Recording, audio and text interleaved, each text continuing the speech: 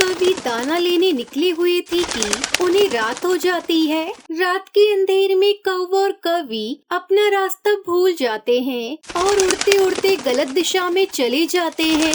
कालू, अरे ओ कालू, मैं तो बहुत थक गई हूँ, मुझसे अब और उड़ा नहीं जाता। फिर वो दोनों पति पत्नी एक पेड़ की डाल पर बैठ जाते हैं। ये पेड़, ये पौधे हमारे जंगल के तो नहीं है, ये हम कहाँ आ गए हैं? मैंने तुमसे कहा था कि हम गलत दिशा में उड़ रहे हैं, मगर तुमने मेरी एक न सुनी। अब रात इसी पे गुजार देंगे, जब सुबह होगी तो फिर देखेंगे आगे क्या करना है। कालू कौवा तो पेड़ पर बैठा बैठा ही अपनी आंखें बंद कर लेता है और सो जाता है। अभी थोड़ी ही देर हुई थी कि तेज बारिश शुरू हो जाती है। और जब क्या बारिश में भी सोते ही रहोगे? बारिश को भी आज ही आना था, एक तो सारी मुश्किलें एक साथ ही आ जाती है। सुनहरी बेटी, खिड़की के पास से उठ जाओ और खिड़की बंद कर दो, बारिश का पानी घर के अंदर आ रहा है। मम्मा, थोड़ी देर बैठ लेने दे। टुनटुनी चिड़िया की बेटी खिड़की में बैठी लालटेन पास रखी अपनी किताब पढ़ रही थी। कालू, भूख भी लग रही है और मेरे सर में भी दर्द है। मुझसे ऐसी बारिश में रात नहीं कटेगी। अब हमें किसी से आसरा लेना पड़ेगा। कोई न कोई पक्षी तो हमें अपने घर में रख ही लेगा। कालू कौवा और सुंदरी कौवी उड़ते हैं और एक घर से उन्हें रोशनी आती हुई दिखाई देती है। दोनों कौवे उस घर की तरफ जाते हैं। कालू कौवा घर के दरवाजे पर दस्तक देता है। मैं देखती हूँ, आप कौन है? बेटी, कोई पड़ा है घर में क्या? पहले बताइए आप कौन है, नहीं तो मैं दरवाजा बंद कर रही हूँ। ना ना, अरे नहीं बेटी, दरवाजा बंद ना करना, हम बहुत मुश्किल में हैं। आज की रात आप हमें अपने घर में आसरा दे दे, तेज बारिश में हम मर जाएंगे।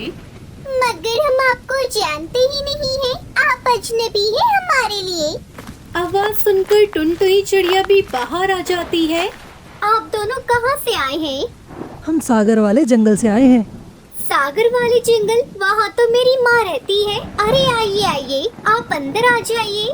हम घर से निकले ही थे कि रास्ता भूल गए और यहाँ आ गए। हम सुबह रोशनी होने पर अपने घर चले जाएंगे। वो है ना टूनी मौसी, उसके घर के पास ही मेरी माँ रहती है। किसी अजनबी को घर में मत रखो, किसी अजनबी पर विश्वास मत करो, किसी अजनबी पर विश्वास मत करो, किसी अजनबी को घर में मत रखो। सुनहरी चिड़िया अपनी किताब से सबक याद कर रही थी। किसी अजनबी को घर में मत रखो। टुनटुनी चिड़िया, तुम्हारी बेटी क्या कह रही है? मैं तो अपनी किताब पढ़ रही हूँ मम्मा। मेरी बेटी ऐसी ही है, जो किताबों में पढ़ती है उसे ही सच मानती है। उसे पता नहीं है कि कुछ रिश्ते बनाए जाते हैं एहसास के, प्यार के। ये आप ये दाना खाएं। कालू कौवा और सुंदरी कौवी भूखे थे, वो दाना खाते हैं। टुनटुनी चिड़ियों ने दो नरम नरम घोंसले देती है और दोनों कौवे सो जाते हैं। सुनहरी उसकी मम्मा भी सो जाती है। बादल की गरज पूरे जंगल को हिला देती है। कालू कौवे सुंदरी ने भी नाश्ता कर लिया था। अब हम चलते हैं टुनटुनी चिड़िया। अभी थोड़ी देर और रुक जाए, थोड़ा और आराम कर ले। अच्छा, रुक जाते हैं। अगर आप कहती है तो मैं तो पहले ही बहुत थकी हुई हूँ। कालू जी टुनटुनी चिड़िया का दिल नहीं तोड़ते। हम शाम को चले जाएंगे और शाम के बाद रात आ जाएगी और रात के बाद अंधेरे में फिर से आप रास्ता भूल जाएंगे। मम्मा, आप इन्हें क्यों रोक रही हैं? मैंने तो बेटा ऐसे ही बात की थी, मुझे क्या पता था ये सच में ही रुक जाएंगे। कालू कौवा और सुंदरी तो पक्के हो जाते हैं और फिर से सो जाते हैं। टुनटुनी चिड़िया को अपना दाना लेने भी जाना था। सुनहरी बेटी, चलो हम दाना लेने आए। ये कौवे तो सो रहे हैं, इन्हें भी दोपहर को दाना देना होगा। टुनटुनी चिड़िया अपनी बेटी के साथ दाना लेने चली जाती है। थोड़ी देर बाद सुंदरी कौवी उठ जाती है। कालू उठो, देखो टुनटुनी चिड़िया घर में नहीं है। चलो क्यों न थोड़ा जंगल घूम कर आए। कालू कौवा और सुंदरी कौवी जंगल घूमने चले जाते हैं। अमरूद की पेड़ की ठंडी ठंडी छांव में हरिया तोता का घोंसला था। तोते के घोंसले में दो छोटे छोटे अंडे थे, जिन्हें देखकर कौवा और सुंदरी वहीं बैठ जाते हैं। कालू, ना ये जंगल हमारा है और ना ही ये अंडा। मेरा तो आज अंडा पीने का बहुत दिल कर रहा है। यहाँ कौन से हम पकड़े जाएंगे? जल्दी जल्दी से एक एक अंडा पी लेते हैं और टुनटुनी चिड़िया के घर में जाकर फिर से सो जाएंगे। कालू कौवा सुंदरी कौवी हरिया तोता के दोनों अंडे तोड़कर पी लेते हैं और वापस टुनटुनी चिड़िया के घर चले जाते हैं। दोपहर के बाद टुनटुनी चिड़िया भी घर वापस आ जाती है। आप ये दाना खाइए और फिर अपना सफर शुरू करें। अगर अंधेरा हो गया तो आपको फिर से मुश्किल होगी। टुनटुनी बहन, मैंने सोचा है कि हम आज की रात भी यहीं रुक जाते हैं। मेरे ना पंख में भी दर्द हो रहा है, कल तक वो भी ठीक हो जाएंगे, फिर हम चले जाएंगे। सुनहरी चिड़िया सुंदरी कौवी की तरफ घूर घूर कर देख रही थी, मगर सुंदरी कौवी अपना मुंह दूसरी तरफ कर लेती है। दोनों ही पी गया, कोई जालिम मेरे दोनों ही अंडे पी गया। मैंने किसी का क्या बिगाड़ा था जो मेरे साथ ये सब हुआ। हरिया तोता बेचारा अपने टूटे हुए अंडे देखकर रोए जा रहा था। सुंदरी कौवी, कालू ये दाना खा ले। सुंदरी कौवी कालू के कान में कहती है, कालू जी, मेरा तो फिर से कोई अंडा पीने का दिल कर रहा है। आकर खाते हैं। हम पहले नदी से पानी पी आए, फिर हम आकर दाना खा लेंगे। कालू कौवा सुंदरी कौवी घर से निकलते हैं। ये कौवे तो यहाँ के नहीं है, ये इस जंगल में क्या कर रहे हैं? हो सकता है मेरे अंडे इन्होंने ही पिए हों। हरिया तोता उनका पीछा करने लगता है। वो दोनों उड़ते उड़ते सीधा पिंकी चिड़िया के घोंसले में जाते हैं। कालू, ये वाला अंडा बहुत छोटा है, ये मैं पी लेती हूँ और तुम कोई दूसरा देखकर पी लेना। सुंदरी कौवी अंडा पी लेती है। चोर चोर, अंडा चोर, अंडा चोर, मैंने पकड़ लिया अंडा चोर। तोता शोर मचाता है। पिंकी चिड़िया भी वहाँ आ जाती है। तोते, जल्दी से सबको बुलाओ सबको। हर तरफ शोर मच जाता है। कालू, ये क्या हुआ? हम तो पकड़े गए, अब तो हम भाग भी नहीं सकते। मम्मा, ये शोर कैसा है? कोई चोर चोर बोल रहा है। टुनटुनी चिड़िया भी अपनी बेटी के साथ उस आवाज की ओर जाती है।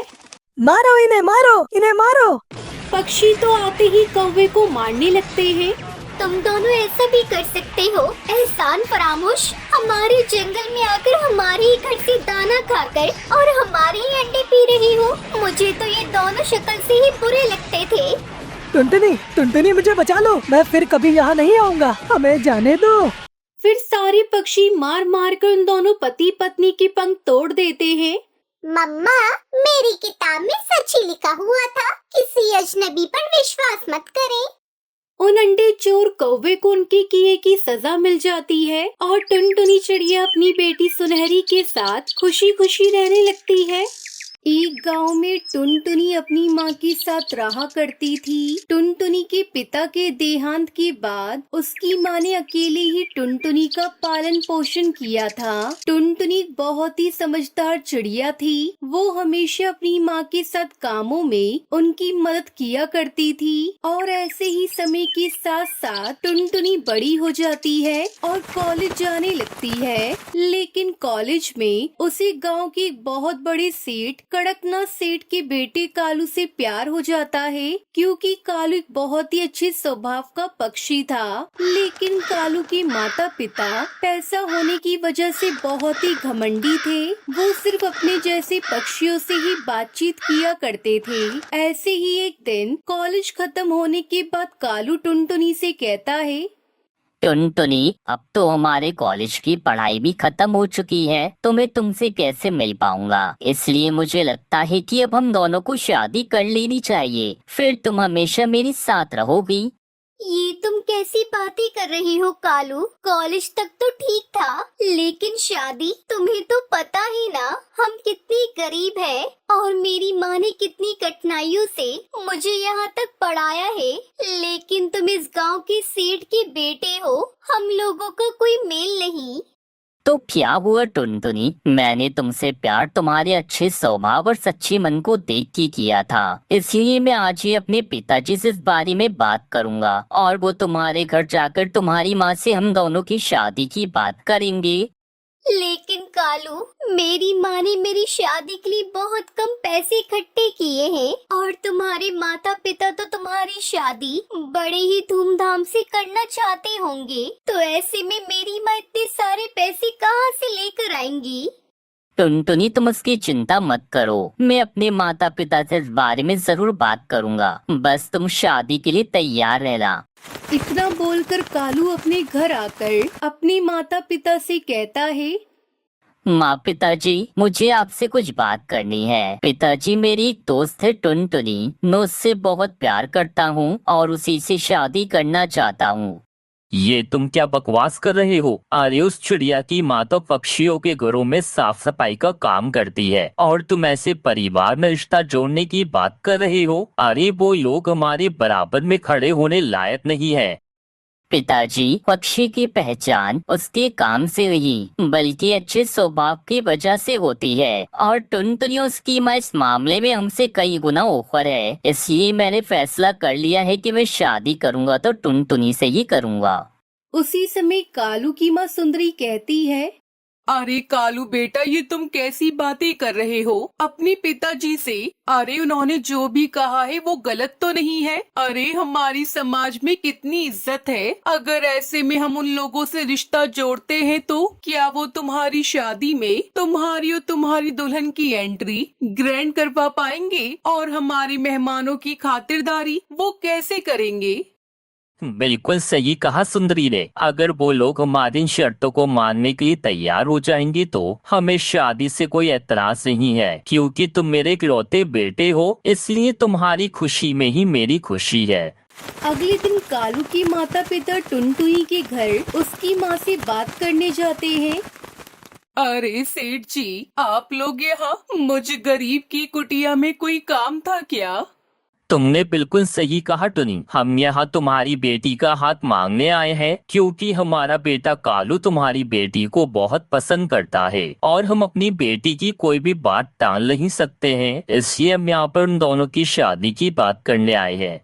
सेठ की ये बात सुनते ही टुनटुनी की माँ खुश होती है, लेकिन उसी समय सुंदरी कौवी बोलती है, लेकिन टूनी, हमारी एक शर्त है। तुम्हें तो पता ही होगा कि हम लोग कितने बड़े लोग हैं, तो हमारे यहाँ शादियाँ भी ग्रैंड तरीके से होती हैं, इसलिए हम लोग चाहते हैं कि तुम दूल्हा और दुल्हन की उड़ते हुए ग्रैंड एंट्री करवाओ।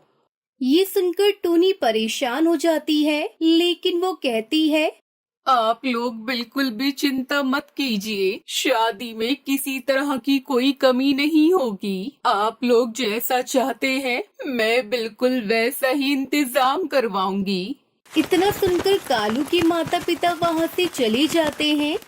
माँ, आपने उनकी ये बात कैसे मान ली? आपने उनसे क्यों नहीं कहा कि हम उनकी ये शर्त पूरी नहीं कर सकते? अब हम लोग कहाँ से इतना इंतजाम कर पाएंगे? तो उसकी चिंता मत कर बेटा, और वैसे भी शादी तो सिर्फ एक बार होती है ना, तो हर माता पिता की इच्छा होती है कि वो अपने बच्चों की शादी बड़े ही धूमधाम से करे। और वैसे भी वो बड़े लोग हैं, अगर मैं उन्हें मना कर देती तो वो लोग कभी भी इस रिश्ते के लिए राजी नहीं होते। पर माँ, आप इतना सारा इंतजाम कैसे कर पाओगी? ऐसे ही काफी दिन गुजर जाते हैं। शादी का दिन नजदीक आ जाता है। एक दिन टुनटुनी अपनी माँ टूनी के साथ जंगल की ओर जाने लगती है। चलते चलते वो नदी के पास जाकर बैठ जाते हैं। हे भगवान, अब मैं क्या करूं? माँ, मुझे कुछ भी समझ में नहीं आ रहा। आप सब चीजों का इंतजाम कैसे कर पाओगी? मैंने आपसे मना किया था कि आप उन्हें इनकार कर दें, लेकिन इतना कहते ही टुनटुनी की आंखों से आंसू छलकने लगते हैं। लेकिन जैसे ही टुनटुनी के आंसू नदी के नीचे गिरते हैं, तभी वैसे ही नदी से एक बहुत ही तेज रोशनी निकलती है। तभी नदी में से आवाज आती है, दुखी मत हो, बल्कि अपने दुखों से लड़कर आगे बढ़ो। जैसे तुमने आज तक दुखों से लड़कर अपनी बेटी का पालन पोषण किया है, वैसे ही आज भी खुशी खुशी अपनी बेटी की शादी करो, और इस काम में मैं तुम्हारी मदद जरूर करूंगी। यह लो, यह जादुई लहंगे का घर, इस घर में उड़ने वाला लहंगा है। यह लहंगा तुम्हारी हर इच्छाओं को पूरी करेगा। आपका बहुत बहुत शुक्रिया। आज आपने हम गरीबों पर बहुत बड़ा उपकार किया है। मैं आपका ये एहसान कभी नहीं भूलूंगी। फिर टुनटुनी उसकी माँ खुशी से उस जादुई लहंगे घर में जाती है और वहाँ पर बहुत सारे लहंगे जिसमें घास का बना हुआ लहंगा भी था। टुनटुनी लहंगों से कहती है, हे जादू उड़ने वाले लहंगे, मुझे अपना जादू दिखाओ। टुनटुनी के इतना कहते ही वो हवा में उड़ने लगता है। ये देखकर टुनटुनी उसकी माँ बहुत खुश हो जाते हैं। सच में माँ, ये लहंगा तो एक जादू उड़ने वाला लहंगा है और अब इसकी मदद से हम अपनी ग्रैंड एंट्री बहुत अच्छे से कर पाएंगे। लेकिन माँ, हमें अभी भी बहुत सारे पैसों की जरूरत है जिससे हम शादी में मेहमानों की अच्छे से खातिरदारी कर सके। टुनटुनी के इतना कहते ही उस जादुई घास के लहंगे में से एक रोशनी निकलती है और कई सारे सोने के सिक्के निकलना शुरू हो जाते हैं। माँ, नदी की देवी ने बिल्कुल सही कहा था, ये लहंगा हमारी इच्छाओं को भी पूरी करता है। शायद ही इसका चमत्कार है। इतना बोलकर टुनटुनी नदी की देवी का शुक्रिया अदा करती है और अब कालू टुनटुनी की शादी का दिन आ जाता है। जब टुनटुनी और कालू उड़ते हुए स्टेज पर ग्रैंड एंट्री मारते हैं तो वहाँ पर खड़े पक्षियों की आंखें तो खुली की खुली रह जाती हैं। इस तरह जादू उड़ने वाले लहंगे की मदद से टुनटुनी और कालू की शादी बड़े ही ग्रैंड तरीके से होती है। कालू की पत्नी सुंदरी कौवी माँ नहीं बन सकती थी, लेकिन उन्हें अपना कारोबार आगे बढ़ाने के लिए एक बेटा चाहिए था। इधर टुन्नू उसकी पत्नी टुनटुनी गरीबी से जूझ रही थी, लेकिन अपने स्वार्थ के लिए कालू को वो अपने भाई टुन्नू चुड़ा और उसकी पत्नी टुनटुनी से एक बेटा पैदा करने के लिए कहता है।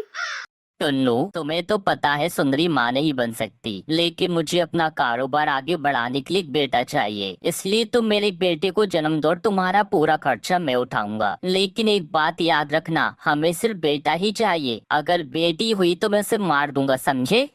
टुन्नू के पास सूखी रोटी खाने तक के पैसे नहीं थे, इसलिए अपनी गरीबी से लाचार होकर वो लोग इस बात के लिए राजी हो जाते हैं और कुछ महीनों बाद टुनटुनी एक बेटी को जन्म देती है। मेरी बेटी, आज तूने मुझे माँ बनने का सुख दिया है। मैं तुझे कभी अपनी नजरों से दूर नहीं होने दूंगी। लेकिन सुबह होते ही उसके घर में टुन्नू का बड़ा भाई कालू और उसकी पत्नी सुंदरी कौवी आ जाते हैं और वो टुनटुनी की बेटी को देखकर कहते हैं, अरे ये क्या, तूने चिड़िया को जन्म दिया है? मैंने तुमसे कहा था ना कि मुझे बेटी नहीं चाहिए।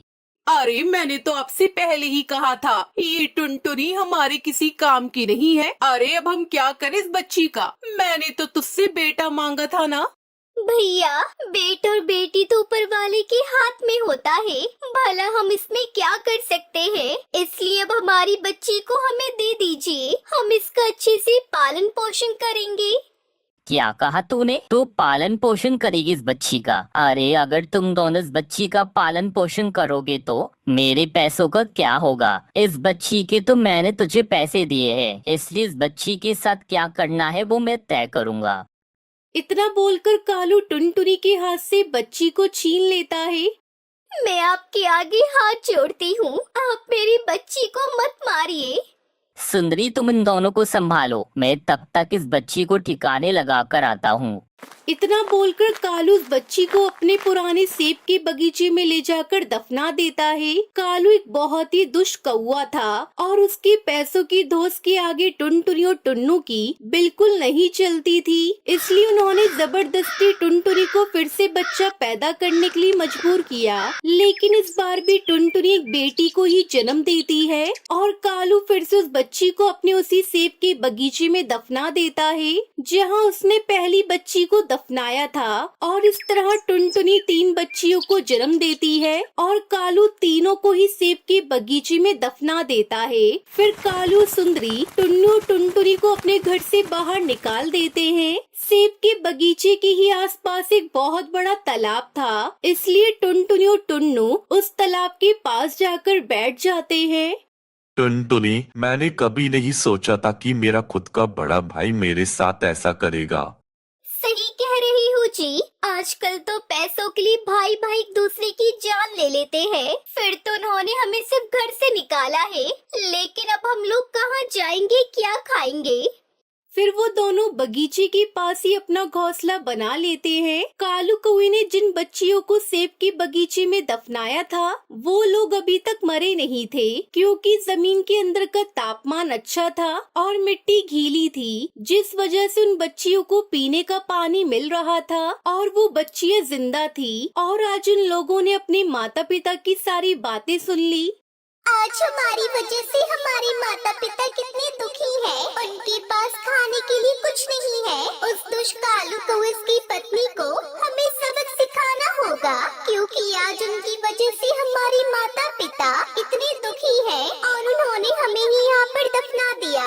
लेकिन उससे पहले हमें अपने माता पिता के लिए खाने का कुछ इंतजाम करना पड़ेगा। इसलिए सुनो तुम दोनों, कल सुबह हम अपनी नाभियों से अपने माता पिता के लिए सेब के पेड़ उगाएंगे, जिससे हमारे माता पिता अपना पेट भर पाएंगे। इतना बोलकर वो तीनों बहनें राजी हो जाती हैं। उसी रात तीनों बच्चियों ने अपने पेट से सेब के 3 पेड़ उगाए और सुबह होते ही उन पेड़ों पर ढेर सारे सेब लग गए। जब सुबह उठकर टुन्नू ने देखा, अरे टुनटुनी जल्दी बाहर आओ, देखो हमारे घोंसले के आगे 3 सेब के पेड़ उगे हैं। अरे वाह, ये तो चमत्कार हो गया जी। आज तक इस बगीचे में कभी भी सेब के पेड़ नहीं उगे हैं, लेकिन आज अपने आप ही 3 सेब के पेड़ कैसे हो गए? लगता है ये भगवान का कोई चमत्कार है। अब हमें भूखा नहीं रहना पड़ेगा। ये कहकर टुन्नू बहुत सारे सेब तोड़ लेता है। फिर वो दोनों पति पत्नी पेट भर सेब खाते हैं। टुन्नू जी, हमने आज तक कितनी मुश्किलों का सामना किया है, लेकिन आज हमें रहने के लिए सुकून से जगह और पेट भरने के लिए खाना मिल रहा है। लेकिन पता नहीं हर रोज इस पेड़ पर सेब कहाँ से आ रहे हैं। इस तरह टुनटुनी चिड़िया और टुन्नू सुकून से रहने लगते हैं। लेकिन उनकी ये शांति ज्यादा दिनों तक नहीं थी, क्योंकि एक दिन जब कालू और उसकी पत्नी सुंदरी वहाँ से गुजर रहे होते हैं, तभी वो लोग टुन्नू और टुनटुनी को सेब खाते हुए देख लेते हैं। अरे ये नमक हराम यहाँ क्या कर रहे हैं? अरे आपने इन दोनों को घर से निकाल दिया, लेकिन फिर भी ये दोनों यहाँ सुकून से जी रहे हैं और हमारे ही बगीचे में सेब उगाकर अपना पेट भर रहे हैं। लेकिन कोई बात नहीं, कल हम दोनों इन दोनों को दुनिया से ही मिटा देंगे। अगले दिन सुबह उठकर जैसे ही टुन्नू सेब तोड़ने जा रहा होता है, उसी समय कालू और उसकी पत्नी वहाँ पर ट्रैक्टर लेकर आ जाते हैं। क्यों रे टुन्नू, मेरे ही बगीचे में चारों तरफ सेब उगाकर अपना पेट भर रहा है, तुझे जरा भी शर्म नहीं आई? अरे नहीं भैया, मैंने कोई चोरी नहीं की। आप हम दोनों को छोड़ दीजिए, हमारे पास रहने के लिए कोई जगह नहीं है, इसलिए हम यहाँ पर आकर रह रहे थे। अरे अब तुम दोनों को रहने और खाने की चिंता करने की कोई जरूरत नहीं है, क्योंकि आज हम तुम दोनों को हमेशा के लिए इस दुनिया से ही मुक्त कर देंगे। लेकिन उससे पहले मैं सेब के पेड़ को जरा जड़ से उखाड़ दूंगा। इतना बोलकर कालू ट्रैक्टर उन तीनों सेब के पेड़ पर चढ़ाने की कोशिश करता है। तभी वो तीनों बच्चियां भी बाहर आ जाती है। कैसे हो बड़े पापा, आपने हमें पहचाना? ये देखकर कालू सुंदरी डर के मारे दूर हट जाते हैं, क्योंकि उन बच्चियों के शरीर पर एक एक सेब लगा हुआ था। अरे कौन हो तुम लोग? अरे हम वही बच्चियां हैं जिन्हें आप लोगों ने बड़ी ही बेरहमी से यहाँ दफना दिया था। अरे नहीं, ऐसा नहीं हो सकता। और इस तरह तीनों बेटियों ने अपनी शक्तियों से कालू सुंदरी को जमीन में दफना दिया और अब टुनटुनी और टुन्नू को उन दोनों के अत्याचारों से मुक्ति मिल गई और वो लोग अपनी बच्चियों को वापस पाकर बहुत खुश हो जाते हैं, क्योंकि अब उनके पास घर, जमीन और उनकी तीनों बेटियां होती हैं।